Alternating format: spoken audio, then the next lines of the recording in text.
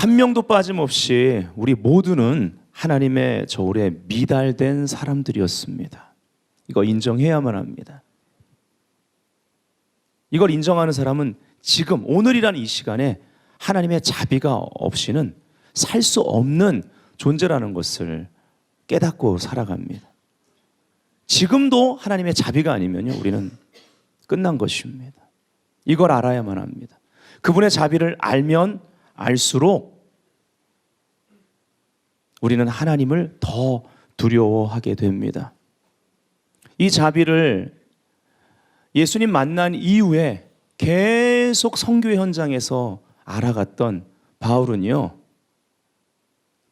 편지에 이렇게 기록합니다. 나는 죄인 중에 괴수다. 하나님의 자비를 제대로 안 것입니다. 나는 하나님의 자비가 없었으면 진즉 끝났다. 하나님의 자비 없이는 살아갈 수 없는 존재다.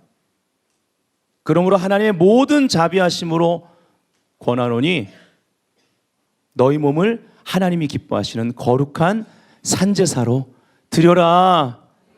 아멘. 만왕의 왕 내 주께서 왜 고쳐 당했나. 이 벌레 같은 나 위에 이 벌레 같은 나 위에 그 보혈 흘렸네. 가슴에 손을 얹고 십자가 내가 처음 볼 때에 나의 마음에 큰 고통 사라져. 오늘 믿고서 내 눈 밝았네. 참 내 기쁨 영원하도다. 아멘. 우리가 지금 이렇게 함께 모여서 예배할 수 있는 것 오직 우리 주 예수 그리스도의 십자가의 희생 때문입니다. 아멘. 잠언서 16장 2절에 보면 사람의 행위가 자기 보기에는 모두 깨끗하여도, 그 다음이 중요하죠. 여호와는 심령을 감찰하시느니라. 아멘. 근데 여기 감찰하시느니라의 감찰하다라는 단어가 히브리 말로 타칸입니다. 타칸은 균형이 맞다, 저울로 달다, 재다, 시험하다라는 뜻이 있어요. 심령은 뭘까요? 히브리 말로 우리가 잘 아는 단어죠. 루아흐입니다. 생기, 바람, 영, 스피릿을 의미합니다. 즉 여호와는 심령을 감찰하시느니라는요, 특별히 여기에 심령은요, 영어로 스피릿, 복수형입니다. 그래서 이 문장은 여호와는 영들을 저울에 달아보신다라는 의미입니다. 이건 물리적인 저울이 아닙니다.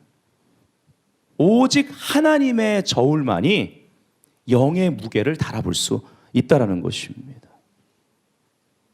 예수 그리스도의 희생, 그분의 자비와 은혜 없이 우리가 그 저울에 달리면 우리는 지옥 갈 수밖에 없습니다. 우리는 다 미달입니다. 그러나 우리는 예수의 피를 힘입어 은혜의 보좌 앞에 새롭고 상기를 따라 담대히 나아갈 수 있는 존재가 되었습니다. 예수 믿는다는 것은, 거듭났다라는 것은요, 그 무엇과도 바꿀 수 없는 사실입니다. 아멘. 이걸 가지고 세상과 저울질하면 안 된다고요. 그럼 하나님의 저울에 미달된 그러한 말과 행실로 살아가게 되어 있습니다. 우리가 영의 사람이 되지 못한다면 하나님이 어느 시간에 우리를 달아보시는 때가 올 때 하나님의 저울에 미달된 사람이 될 것입니다. 하나님은 우리들을 당신의 목적과 계획을 위해서 창조하셨습니다. 그리고 이 시대에 우리를 태어나게 하시고 목적을 두고 부르셨다라는 것이죠. 이 하나님의 뜻과 계획을 알아야만 합니다. 그러려면 그 하나님과 긴밀한 접촉을 할 수 있어야 되죠. 어떻게 하면 하나님과 긴밀한 관계를 가질 수 있는가? 요한복음 4장 23절 24절 우리가 다 같이 읽어보기를 원합니다. 시작. 아버지께 참되게 예배하는 자들은 영과 진리로 예배할 때가 오나니 곧 이때라. 아버지께서는 자기에게 이렇게 예배하는 자들을 찾으시느니라.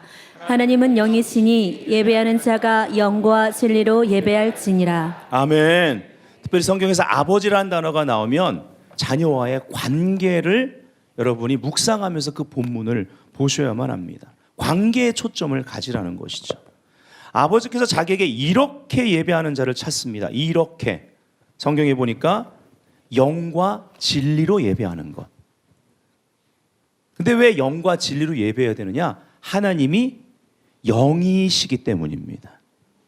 우리의 영으로 영이신 하나님과 접촉할 수 있다라는 것이죠. 이것에 우리의 혼과 육이 제한을 해서는 안 된다라는 거죠. 아멘. 영혼, 육이 다 중요합니다.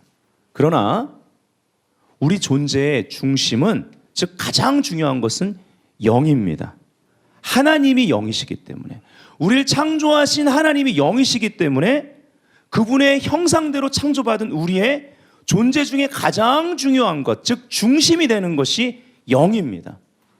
하나님은 우리의 혼과 육도 잘 되기를 원하십니다. 사랑하는 자여로 시작하면서 네 영혼이 잘된 것 같이 네가 범사에 잘되고 강건하기를 원하노라. 하나님 그렇게 원하십니다. 사랑하시기 때문에. 근데 우리의 혼과, 지정의 혼과 육이 하나님 보시기에 강건하려면 우리의 영이 잘 돼야 된다는 거죠. 영을 훈련해야만 합니다. 요한복음 4장 4절에 보면 사마리아를 통과하여야 하겠는지라 이렇게 말합니다. 통과해야만 됐다라는 것이죠. 목적이 있었습니다. 그 목적이 무엇입니까? 사마리아 그 도시의 사람들을 하나님 아버지께 이끌기 위함이었습니다.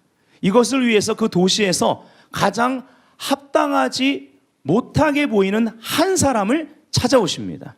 보통 우리가 사마리아 여인이라고 부르죠. 근데 여기에 은혜로운 부분은요, 사마리아로 통과하여야 하겠는지라. 주님이 먼저 와 계셨다라는 것입니다. 먼저 와 계셨다. 이 여인이 오기 전에 올 것을 알고 미리 그곳에 와 계셨다. 주님은 신실하고 항상 거기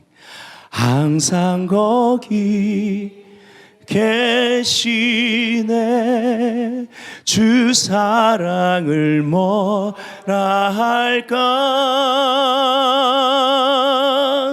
주 사랑이 내 생명보다 귀하고 주 사랑이 파도보다 더 강해요.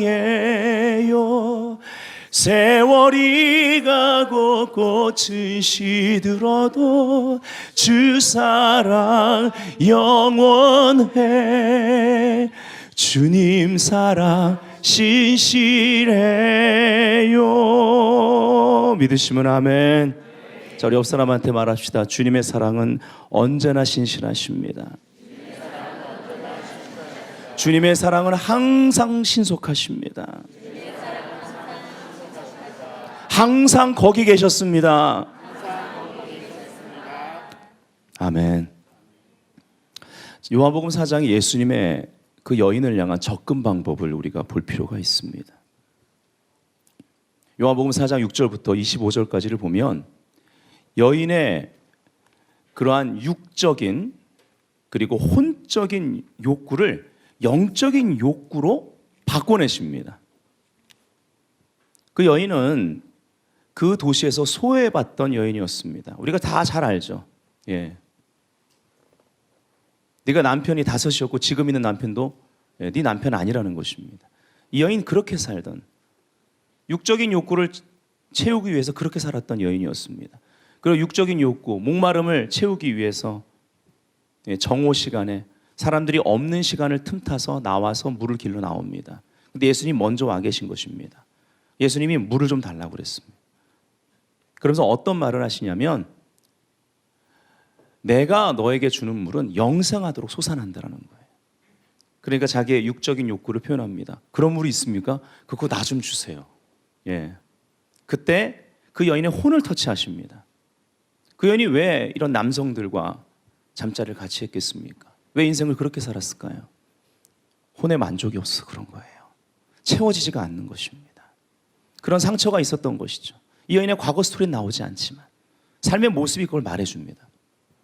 그때요, 성령의 은사인 지식의 말씀의 은사로 초자연적 인포메이션입니다. 누구도 얘기하지 않은 것을 그 여인에게 얘기합니다. 예수님한테 누가 그 여인의 인포메이션 주지 않았는데 네가 남자가 5이고 지금 있는 남자도 네 남편이 아니다 라고 말하는 거죠. 지식의 말씀의 은사입니다. 은사는요, 우리의 육적인 혼적인 관심을 영적인 관심으로 돌이킵니다. 그래서 예수를 보게 하는 거예요. 하나님 아버지께 돌이켜 그분을 만나게 하는 것입니다. 그분에게 듣게 하는 것입니다. 그리고 모든 은사의 목적은 하나님과의 관계 가운데 더 긴밀한 관계를 갖도록 예배자를 만드는 것입니다. 그리고 모든 은사의 목적은 그러한 예배자들을 통해서 주변의 사람들을 하나님 아버지께 이끄는 추수에 있습니다. 아멘. 그래서 이 영적 은사를 통해서 그가 놀랍니다. 그리고 나서는 그 안에 있던 본질적인 욕구를 드러내게 하십니다.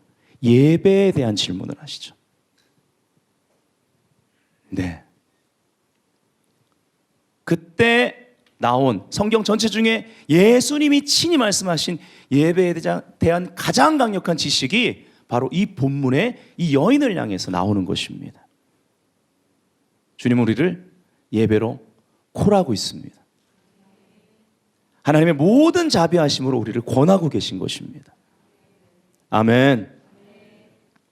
그래서 이 예배자가 되도록 하나님이 이 여인을 이끄셨고, 예배자가 된 이 여인은 영의 사람으로서 그 마을에 있는 많은 사람들을 주님께 이끄는 복음 전도의 통로가 되는 걸 볼 수 있습니다. 예배자, 우리의 가장 중요한 정체성은 예배자입니다. 예배자는 영이신 하나님과 지속적으로 긴밀한 접촉을 유지할 줄 아는 영의 사람입니다. 그래서 지속적으로 영의 훈련을 받아 성장해 나갑니다. 이런 성장이 저와 여러분 모두에게 필요한 줄 믿습니다. 아멘. 오늘 우리는 예배 드리기 위해 왔습니다. 이 말은 영의 사람으로서 우리는 예배 가운데 하나님과 접촉하고 하나님 만나고 돌아갈 목적, 즉 세상으로 파송받을 목적을 가지고 왔다라는 것입니다. 주님이 먼저 와 계셨습니다. 여러분 그 자리에 성령님이 함께 하십니다. 아멘. 하나님의 영이시니 예배하는 자가 영과 진리로 예배할지니라. 영과 진리로 예배하는 것, 바로 말씀을 최우선순위에 두라는 것입니다. 그 말씀을 실천하기에 힘쓰라는 것입니다. 그리고 성령의 인도를 지속적으로 받으라는 것이죠. 내 마음대로 내 계산대로 살지 말라는 것입니다. 로마서 8장 14절에 보면 무릇 하나님의 영으로 인도함을 받는 사람은 곧 하나님의 아들이라. 우리 다 같이 한번 읽어봅시다. 시작. 무릇 하나님의 영으로 인도함을 받는 사람은 곧 하나님의 아들이라. 무슨 말입니까? 하나님의 자녀가 되면, 거듭났으면 하나님의 영으로 인도를 받아 살아야 된다는 것이죠. 아까 질문을 던졌습니다. 어떻게 하면 하나님과 긴밀한 관계를 가질 수 있는가? 근데 이 질문은요, 이렇게 좁혀집니다. 어떻게 하나님의 영으로 인도함을 받아 살 수 있는가? 잠언서 20장 27절을 우리가 보기를 원해요. 사람의 영혼은 여호와의 등불이라 사람의 깊은 속을 살피느니라. 여기 사람의 영혼 할 때 영혼, 영어로는 스피릿입니다. 사람의 영을 말하는 거죠. 사람의 영은 여호와의 등불, 주님의 등불이다. 따라합시다. 사람의 영은 주님의 등불이다. 여러분, 이 구절의 의미를 풀어보면 이런 것입니다. 하나님은 영이시고 하나님이 영이시기 때문에 우리의 영을 통해서 자기 자신을 알리신다라는 거예요. 여기에 우리의 지정, 의가 이것을 제한해서는 안 되는 것입니다. 우리의 생각으로 하나님을 가둬놔서는 안 되는 것입니다. 우리의 감정 상태에 따라 내 마음대로 행동함으로 그것을 차단해서는 안 된다는 것이죠. 아멘. 우리의 의지의 습관을 따라 주님이 우리랑 접촉하기 원하시는데 그것을 거부해서는 안 된다는 거예요. 그래서 우리의 습관을 바꿔야만 합니다. 아멘. 또 우리의 영을 통해서 그분이 우리를 지도하신다는 거죠. 우리를 인도하신다는 것입니다. 하나님을 감지하는 기관이 우리의 영이기 때문에 우리가 하나님의 뜻을 깨달으려면 우리의 영이 제 기능을 발휘해야만 한다는 것이죠. 우리의 영이 하나님이 드시는 등불이에요. 하나님은 우리의 영을 통해서 세상을 보기 원하십니다. 영적인 관점이 회복되기 원하시는 거예요. 나 자신을 보는 것도, 다른 사람을 보는 것도, 이 시대를 보는 것도 영적인 관점으로 말씀의 세계관을 통해서 보라는 것입니다. 여러분, 불을 켜야 빛 가운데 보게 되는 줄 믿습니다. 예수를 믿고 구원받으면, 거듭나면 우리의 영에 예수의 생명이 들어오십니다. 하나님과의 교제가 가능해집니다. 그때부터 우리는요, 지속적으로 말씀과 성령으로 우리의 영을 이 실전, 삶의 현장 가운데 우리의 영을 훈련해 나가야만 합니다. 그래야 영의 사람으로 성장하게 되어 있어요. 영의 사람이 되면요, 육적인 것들 그리고 세상적인 것들과 타협하지 않게 됩니다. 또 사람들의 그 혼의 꼼수가 다 보이는 거예요. 이걸 분별력이라고 합니다. 사람의 영은 여호와의 등불이라 사람의 깊은 속을 살피시느니라. 분별력입니다. 우리의 영이 제 기능을 하게 되면요, 이 빛이 밝혀져서 내가 누구인지를 더 명확하게 보게 됩니다. 그 다음에야 다른 사람들이 보이는 거예요. 그래서 예수님 말씀하신 것입니다. 네 눈에 들보를 먼저 빼라고. 다른 사람 눈에 티를 탓하지 말고. 여기에 승리가 나타납니다. 예, 세상에도 그런 말이 있잖아요. 자기 자신을 알고 적을 알면 백전백승입니다. 믿으십니까? 예. 아, 맞아요. 우리가 약속했죠. 예, 우리 한 분만 하셨네. 자, 우리가 언약 백성으로서 성경이 말하는 관점, 히브리 관점은 믿는다라는 것은, 아멘이라는 것은 행하겠다라는 것이죠. 예, 믿습니까 하면 행하겠습니다라고 그랬죠. 예, 집사님 고마워요. 네. 여러분 믿으십니까? 네, 할렐루야. 예. 고린도전서 2장 10절 11절 우리 다 같이 읽기를 원합니다. 시작. 오직 하나님이 성령으로 이것을 우리에게 보이셨으니 성령은 모든 것 곧 하나님의 깊은 것까지도 통달하시느니라. 사람의 일을 사람의 속에 있는 영 외에 누가 알리요? 이와 같이 하나님의 일도 하나님의 영 외에는 아무도 알지 못하느니라. 그래서 예수를 믿으면 성령님이 우리 안에 들어오셔서 성령님께서 우리에게 분별력을 주시는 것입니다. 여러분, 분별력이라는 것은요, 하나님이 보시듯 보는 것입니다. 우리는 이것을 훈련해 나가야 돼요. 삶에 여러 가지 일들이 있죠. 이 민족의 역사 가운데도 여러 가지 일들이 있고 지금 참 많은 여러 가지 일들이 있습니다. 기가 막힌 일들이 뉴스에서 나옵니다. 근데 이 시대를 보는 관점, 하나님이 보듯 보는 것이, 하나님이 영이시기 때문에 그것이 영적 관점이고 여기서 영적 분별력이 나오는 것입니다. 아멘. 고린도전서 2장 13절에 보니까 영적인 일은 영적인 것으로 분별하느니라. 영의 사람이 되라는 거예요. 영의 사람이 되면 어떤 일이 벌어지느냐? 고린도전서 2장 15절 킹제임스 흠정역을 읽어드리면 오직 영에 속한 사람은 모든 것을 판단하나 그 자신은 아무에게도 판단을 받지 아니하느니라. 여러분, 이것이 어떻게 가능합니까? 우리가 오늘 다니엘의 간증을 봐야만 합니다. 이렇게 강하고 탁월한 영, 모든 것을 판단하는데 자신은 아무에게도 판단을 받지 않는 강력한 영, 그리고 탁월한 영, 이것을 소유했던 사람이 바로 다니엘이었습니다.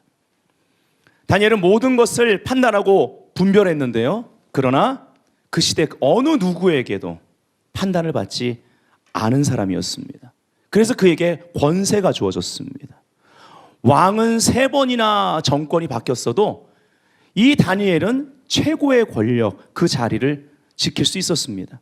언제까지요? 예레미야가 예언한 그 포로 70년, 그 70년이 차기까지 왕은 바뀌었지만 왕 다음의 위치, 그러나 실질적인 권한을 가진 자, 왕이 그렇게 위임할 수밖에 없는 하나님의 권세가 있었던, 세상 나라가 아니라 포로임에도 불구하고 하나님 나라를 살아냈던, 아멘. 그래서 영적 세계에서는 왕 위에 건재하게 권위를 가지고 있었던 사람이 강력한 영을 소유했던, 탁월한 영의 소유자였던 다니엘이었습니다. 푸른 마르고 꽃은 시드나 여호와의 말씀은 세세토록 영원하도다. 아멘. 다니엘에 대한 이야기를 보기 전에 우리가 다니엘서 5장에 나오는 벨사살 왕의 최후를 보기 원합니다. 벨사살 왕이 잔치를 합니다. 아주 패역한 왕이었고 타락한 왕이었습니다. 예루살렘 성전에서 가져온 금그릇, 은그릇을 가져오라고 그러고 그 금그릇에 술을 따라서 잔치를 하면서 노는데요, 성경에 보면은 금이나 은이나 이런 여러 가지 재료로 만든 우상, 그 신들을 찬양하는 일을 그 성전의 금그릇에 술을 따라 마시면서 그런 패역한 일을 행했습니다. 그때 갑자기 손가락 하나가 나타납니다. 그리고 그 손가락이 벽에다가 글을 쓰죠. 심판의 글이었습니다. 하나님은요, 역사 가운데 때가 되면 당신의 저울로 지도자들을 달아보시는 줄 믿습니다. 모든 지도자들은요, 하나님이 나라를 맡기셨기 때문에 그 맡겨진 기간 동안 하나님을 두려워할 줄 알아야만 합니다. 언젠간 그 저울에 달아보실 거기 때문에. 다니엘서 5장 25절부터 27절에 보니 기록된 글자는 이것이니 곧 메네 데겔 우바르신이라. 그 글을 해석하건대 메네는 하나님이 지금 다니엘이 해석해 주는 겁니다. 이미 왕의 나라의 시대를 세워서 그것을 끝나게 하셨다 하며, 아멘. 여러분, 하나님은 이 나라 지금 지도자를 달아보고 계십니다. 하나님은 저 북한의 지도자를 달아보고 계십니다. 하나님은 미국의 지도자를 달아보고 계십니다. 일본과 중국의 지도자를 달아보고 계십니다. 이스라엘에도 이스라엘 지도자를 지금 달아보고 계십니다. 여러분, 이것을 믿으셔야 돼요. 아멘. 하나님은 하나님의 일을 하신다라는 것이죠. 데겔은 왕을 저울에 달아보니 부족함이 보였다 함이요. 이 데겔이란 뜻이 아람어입니다. 아람어로 데칼, 저울에 달다, 무게를 달다라는 뜻입니다. 다니엘서 5장 28절부터 31절 제가 이어서 읽어드립니다. 베레스는 왕의 나라가 나뉘어서 메대와 바사 사람에게 준바되었다 함이니이다 하니, 이에 벨사살이 명하여, 이 해석이 얼마나 강력했으면, 권위가 임해 있으면요, 벨사살이요, 자기한테 심판의 말임에도 불구하고 이런 일을 합니다. 그들이 다니엘에게 자주색 옷을 입히게 하며 금사슬을 그의 목에 걸어주고 그를 위하여 조서를 내려 나라의 셋째 통치자로 삼으니라. 그날 밤에 갈대아 왕 벨사살이 죽임을 당하였고 메대 사람 다리오가 나라를 얻었는데 그때의 다리오는 62세였더라. 이렇게 나옵니다. 하나님이 멈추지 않고 거침없이 역사를 진행시켜 나가는 데 있어서 이 역사에 대해 무지한 자들, 그리고 교만한 자들은요, 결국은 하나님의 심판을 자초하게 된다는 것입니다. 정치인들이 역사의 심판대라는 말을 잘 씁니다. 하나님을 모르기에 그런 말을 마구 쓰는 것입니다. 그건 사람이 세우는 것이 아닙니다. 역사의 심판대는요, 오직 하나님만이 주장하시는 것이고, 거기에 사람을 세울 수 있는 것은 오직 하나님 한 분뿐이십니다. 하나님만이 때가 되면 저울에 달아보실 수 있는 주권자라는 것이죠. 아멘. 잠언서 16장 18절, 교만은 패망의 선봉이요 거만한 마음은, 할 때 이 마음은 영어로 스피릿입니다. 거만한 영은 넘어짐의 앞잡이니라, 이렇게 말합니다. 다니엘서 5장 22절이 참 중요한데요. 다니엘이 말합니다. 벨사살이여, 왕은 그의 아들이 되어서, 그가 누굽니까? 느부갓네살. 4장의 스토리가 나오죠. 천하를 호령하던, 그러나 하루아침에 그의 교만을 보고 하나님이 총명을 걷어가시니까 짐승처럼 숲속을 헤매는 자가 됩니다. 때가 되어 그가 기한이 참회라고 그러죠. 성경은 하늘을 우러러봤을 때, 하나님을 우러러볼 때 하나님이 총명을 다시 주십니다. 그래서 하나님을 찬양하죠. 다니엘이 하나님을 높입니다. 하늘의 하나님을 찬양하라. 예. 그러면서 뭐라고 그럽니까? 그의 일이 다 진실하고 그의 행하심이 의로우심으로 교만하게 행하는 자를 그가 능히 낮추심이라. 아멘. 여러분, 그래서 아까 말씀드린 겁니다. 참된 겸손은 오직 하나님을 아는 총명에 기초합니다. 오늘 우리가 이 메시지를 통해서 하나님을 알아야 합니다. 저와 여러분이 하나님을 알아야만 합니다. 제대로 알면 우리는 겸손한 예배자로서 세상에 나가게 되고, 세상에서 하나님의 은혜가 더하는 일이 벌어집니다. 은혜가 임하면 불가능한 것들이 되어집니다. 아멘. 모든 하나님이 허락하시는 형통은 하나님의 은혜로 되어지고, 하나님의 은혜는 겸손한 자에게 주어지는데, 진정한 겸손은 하나님을 오늘이란 시간에 어떠한 삶의 문제, 어떠한 시대 가운데도 하나님을, 역사를 통해, 이 시간을 통해, 일어나는 모든 것들을 통해 하나님을 아는 총명을 통해 우리가 겸손해질 수 있다는 거예요. 겸손의 모습이 있어도 하나님을 알지 못하면 그 겸손한 자가 아닙니다. 우리 함께 말씀을 좀 들이팝시다. 하나님이 나에게 허락하신 말씀을 되씹으면서 묵상하자고요. 나라 민족을 위해서 중보하시는 분들 다시 말씀 붙들고 기도하자고요. 사람의 손에 저울이 있는 것이 아닙니다. 하나님의 손에 하나님의 저울이 있다는 것이죠. 아멘. 물론 여기 왕은 그의 아들이 되어서 했는데, 이 벨사살은 느부갓네살의 친아들이 아닙니다. 예, 외가족입니다. 이것을 다 알고도 아직도 마음을 낮추지 아니하고, 다 알고도, 다 봤으면서, 느부갓네살 그 스토리 4장에 그걸 다 봤으면서도 아직도 마음을 낮추지 않았어요. 얼마나 패역하고 얼마나 고집스럽고 교만한 사람, 자기의 육과 혼을 신뢰하는 그러한 사람입니다. 그 아버지 느부갓네살 왕으로부터 교훈을 받지 못했다라는 것입니다. 오늘날도 마찬가지입니다.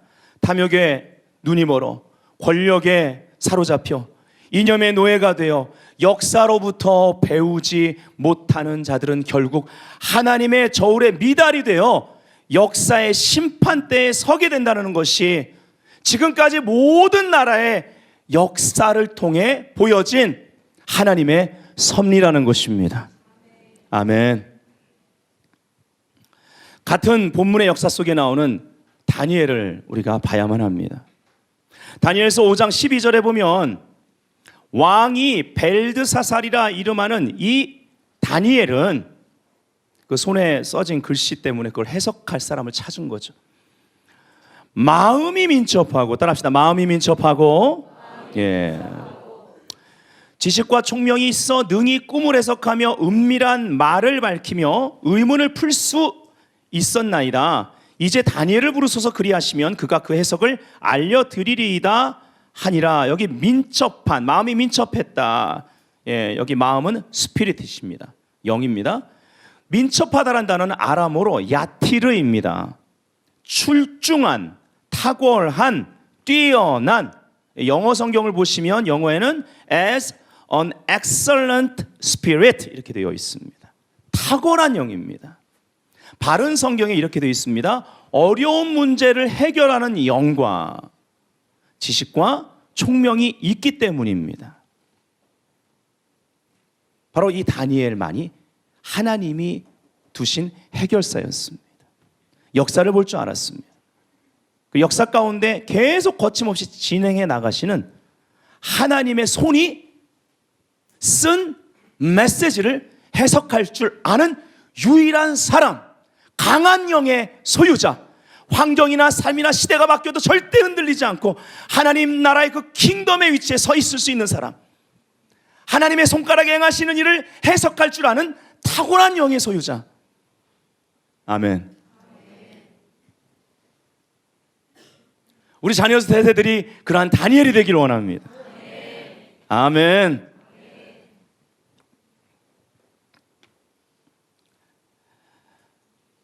하나님의 저울에 달린 다니엘의 영은 늘 강했고 무게가 있었다라는 말입니다.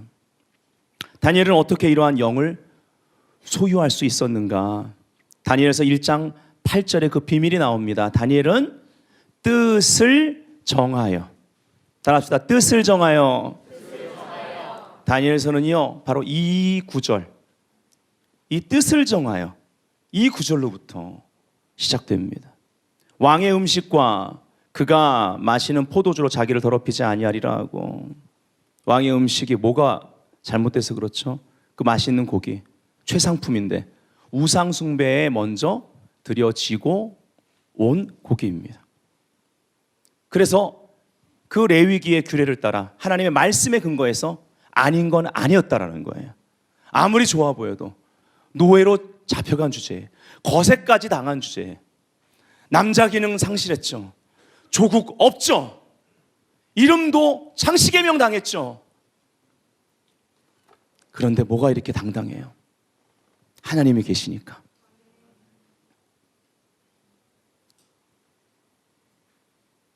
포로로 잡혀갔음에도 불구하고 하나님의 계획이 있음을 계속 하나님께 묻고 있었다라는 거예요. 하나님이 무슨 계획을 가지고 이 언약 백성 가운데 이런 일을 행하시는가? 하나님의 뜻이 무엇일까? 역사 가운데 계속 하나님께 묻고 있는 거예요. 기도하고 있는 거예요. 그렇기 때문에 그 기도의 마음을 통해서 그는 일어나는 모든 일 가운데 그 하나님의 뜻에 따라 뜻을 정하고 환관장 앞에 구해서 왕의 진미를 먹지 않고 이제 테스트를 당하게 됩니다. 그리고 다른 사람들보다 그 다니엘과 세 친구가 승했죠. 우리가 잘 알고 있습니다. 건강해 보였습니다.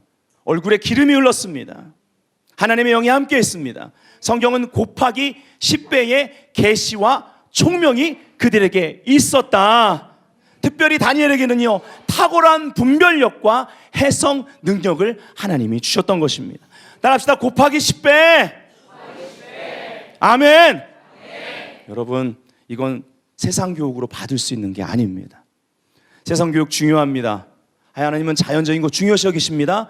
그러나 곱하기 10배는, 그 총명은 하나님이 주시는 것이고, 그 총명과 계시를 받은 사람들은 끝까지 겸손해서 하나님의 은혜가 끝까지 함께하는 거예요. 이것이 복인 줄 믿습니다. 로마서 12장 1절과 2절에 보면 우리가 잘 알고 있는 말씀이 나오죠. 이 로마서 12장 1절 2절에 다니엘이 영의 훈련을 어떻게 했는지가 그 원리가 잘 나옵니다. 그러므로 형제들아, 내가 하나님의 모든 자비하심으로 권하노니 너희 몸을 하나님이 기뻐하시는 거룩한 산제물로 따랍시다. 드리라. 몸을 드리는 것입니다. 드려진 몸입니다. 이는 너희가 드릴 영적 예배니라. 드림이 먼저이고 그 다음에 변화가 시작됩니다. 우리 혼을 대표하는 건 생각입니다. 지정의 중에. 너희는 이 세대를 본받지 말고 오직 마음을, 여기 마인드입니다. 생각입니다. 영어로. 생각을 새롭게 함으로 변화를 받아. 우리의 혼이 변화되는 것입니다. 드림을 통해서 하나님이 원하시는, 하나님은 영이신데 그 영이신 하나님 앞에 하나님과 접촉하는 내 영을 제한하지 않는 건강한 혼, 탁월한 혼을 소유하게 되는 거예요. 만들어 가셔야만 합니다. 우리 자녀들 만들어 줘야만 합니다. 그래야 그 뒤에 하나님의 선하시고 기뻐하시고 온전하신 뜻을 분별하는 거예요. 분별력. 하나님의 선하시고 기뻐하시고 온전한 뜻을 분별하는 것이 다니엘 때 다니엘에게는 곱하기 10배로 역사했던 것입니다. 그리고 그 뒤에 보면은 12장 11절에 부지런하여 게으르지 말고 열심을 품고 주를 섬기라의 열심을 품고 라는 단어는 헬라어로 영 안에서 끓어오르다, 타오르다. 이 12장에 여러분 영, 혼, 몸에 대해서 다 다루고 있습니다. 몸을 드려야 한다. 먼저 아멘. 드림, 그러면 우리의 혼이 변화된다. 그러면 우리의 영이 타오르기 시작하는 거예요.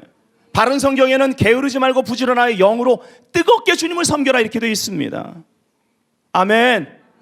이 열심이 회복될지어다.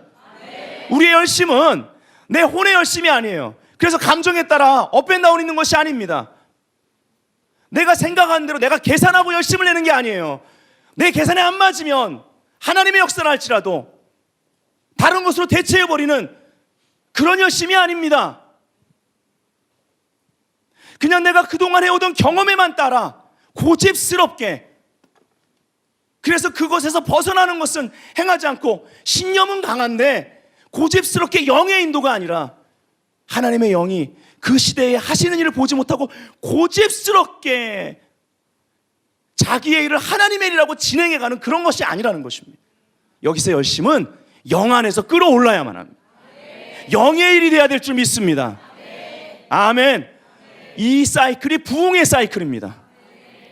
끌어오르면 더 우리의 몸을 하나님이 기뻐하시는 거룩한 산제사로 드리게 되고, 아멘. 다니엘처럼 여러분 거세까지 당했는데 남성이 그 어린 나이에 민족도 다 끌려와가지고 나라 없는 백성, 그게 하나님 앞에 자기의 몸을 드릴 만한 상황입니까? 근데 뜻을 정했어요. 뜻을 드리자 뜻을 정하게 되고, 즉 생각이 변화되고 영이 타오르기 시작하는 거예요. 영이 활성화되니까 시대를 보는 눈이 바뀌고 왕이 하는 질문에 다 답할 수 있는 곱하기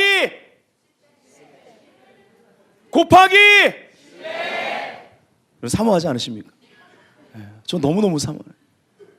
사모하는 만큼 크게 합시다. 우리 선포는 중요한 거예요. 곱하기 할렐루야! 할렐루야. 너무 60배, 30배, 60배, 100배만 생각하지 마시고, 예. 여러분 10배, 예, 할렐루야. 놀라운 역사입니다. 이 부흥의 사이클을 통해 다니엘의 영이 계속 강해지고 탁월해졌단 말입니다. 다니엘은 포로로 몸을 들인 것이 아니었습니다. 하나님의 역사에 자기 자신을 맡긴 것입니다. 오늘 우린 선택할 수 있습니다. 다니엘은 어린 나이에 포로로 끌려갔습니다. 그러나 끌려가는 동안 다니엘은 생각한 거예요. 왜 언약 백성이, 이 백성이 심판을 받게 됐는가? 그래서 바벨론 포로로 잡혀왔는가? 그래서 그는 결단한 것입니다. 이 역사의 주관자 되시는 하나님 앞에 내가 겸손하게 배우리라. 하나님이 무슨 뜻을 가지시고 이 일을 행하셨는지 내가 배우리라 작정한 거예요. 마음을 먹었습니다. 그리고 깨닫게 됩니다. 왜 70년 포로 생활을 해야 되는지. 다니엘서 9장 2절에 곧 그 통치 원년에 나 다니엘이 책을 통해 예레미야서죠. 여호와께서 말씀하신 선지자 예레미야에게 알려주신 그 연수를 깨달았나니 곧 예루살렘의 황폐함이 70년 만에 그치리라 하신 것이니라. 70년은 어떤 시간이었습니까? 레위기에도 나와 있듯이 하나님께 마땅히 드려야 될 시간들, 안식일, 안식년, 희년, 그것에 대해 드리지 못한 거 하나님이 다 계수하시다가 역사 가운데 그 아브라함의 후손이 드리지 못한 거 다 계수하셔서 그 드리지 못한 시간이 70년이었던 거예요. 신약 시대는 어떻습니까? 만인 제사장 시대입니다. 에브리데이 날마다 희년입니다. 그런데 한국 교회는 어떻습니까? 날이 갈수록 썬데이 크리스찬들, 그리고 썬데이 크리스찬이 뭐예요? 주일 성수 개념이 희박해지고 있습니다. 점점 금요 예배는 그냥 옵션이에요. 근데 하나님이 다 나를 세고 계신다라는 것을 우리가 알아. 그 하나님을 겸손의 위치에서 두려워할 수 있어야만 합니다. 아멘. 그래서 바울은 세월을 아끼라 때가 악하니라 라고 말했습니다. 이 말의 의미를 심각하게 받아들여야 지혜로운 자가 됩니다. 역사는 우리를 가르칩니다. 배워야 합니다. 역사를 통해 배우는 것이 진정한 겸손인 줄 믿습니다. 시간의 주관자로부터, 역사의 주관자로부터 지속적으로 배울 때 이기는 자가 됩니다. 온유한 자가 땅을 차지하는 줄 믿습니다. 하나님의 시간들을, 하나님의 명령과 법도를 따라 드리지 못하면 이스라엘 백성에게 그리하신 것처럼 그 공간인 땅을 차지할 자격을 박탈당하게 된다는 거예요. 그렇게 해서라도 하나님은 니들이 안 하니까 내가 내 땅을 70년 동안 안식하게 하리라. 니들이 시키지 못했기 때문에 내가 그 땅을 안식하게 하리라. 그리고 나서야 기한이 차니 고토로 돌아올 수 있었습니다. 여기서 우리의 세계관이 다 바뀌어야 됩니다. 그 세계관 안에서 내 인생이라는 시간을 하나님이 계수하고 계신다라는 것을 깨달아야 지혜가 생기는 줄 믿습니다. 여러분, 모든 것은 하나님께 달려 있습니다. 믿으십니까? 그래서 하나님을 두려워하는 것입니다. 하나님의 명령과 법도를 우린 기억해야만 합니다. 시편 90편 9절부터 12절 모세의 기도, 여기서도 이것을 얘기해 줍니다. 다 같이 한번 읽어볼까요? 시작. 우리의 모든 날이 주의 분노 중에 지나가며 우리의 평생이 순식간에 다하였나이다. 우리의 연수가 70이요 강건하면 80이라도 그 연수의 사랑은 수고와 슬픔뿐이요 신속히 가니 우리가 날아가나이다. 누가 주의 노여움의 능력을 알며 누가 주의 진노의 두려움을 알리이까. 우리에게 우리 날 계수함을 가르치사 지혜로운 마음을 얻게 하소서. 아멘. 우리에게 우리 날 계수함을 가르치사 지혜로운 마음을 얻게 하소서. 이것이 오늘 우리의 기도가 돼야만 합니다. 결론입니다. 마음에 연단을 받았는가? 잠언서 17장 3절에 이렇게 나와요. 도가니는 은을, 풀무는 금을 연단하거니와 여호와는 마음을 연단하시느니라. 따라합시다. 여호와는 마음을 연단하시느니라. 마음을 연단하시는 하나님 목적이 있습니다. 우리 마음 안에 있는 우상들을 다 태우세요. 이것이 복인 줄 믿습니다. 그래야 우리가 하나님이 쓰시기에 합당한 깨끗하고 거룩한 그릇이 됩니다. 사람은 하나님을 담는 그릇입니다. 디모데후서 2장 21절 다 같이 한번 읽어보죠. 시작.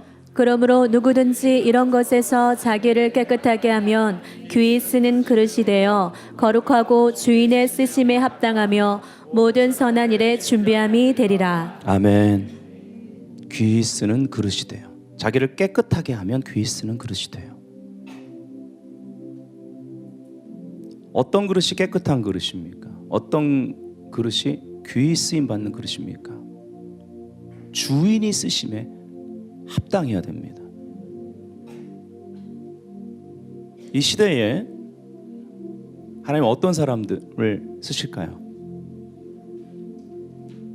어떤 지도자를 하나님이 세우실까요? 주께서 쓰시겠다라 그 음성에 기꺼이 자기의 것을 풀어줄 수 있는 사람.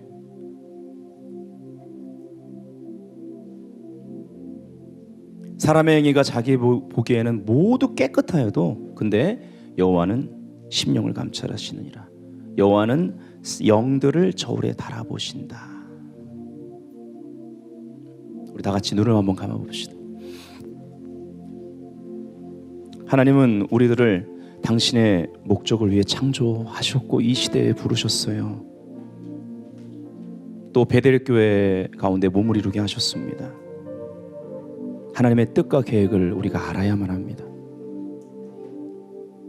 우리가 하나님의 뜻과 계획을 다 아는 부분이 있고 다 알지 못하는 부분, 그러나 우리가 하나님을 경험해보면 알지 못하는 부분 때문에 하나님을 더 경외하게 되고 하나님을 더 의지하고 사랑하게 된다라는 것. 하나님과의 긴밀한 접촉이 필요한 시간입니다. 어떻게 하시겠습니까? 우린 예배자입니다. 다니엘과 같이 탁월한 영으로 준비되어야만 합니다. 그러기 위해서 우리는 무언가 다니엘서 1장의 뜻을 정하여의 일부터 다시 행할 수 있어야 되겠습니다. 기도합시다.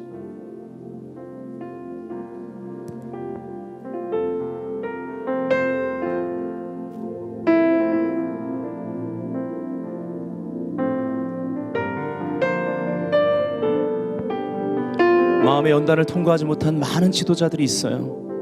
교회를 다닌다 할지라도. 그래서 예수 믿는 사람이 더하다는 말이 세상에서 나온 겁니다. 마음의 연단을 통과하지 못한 사역자들이 너무 많아요.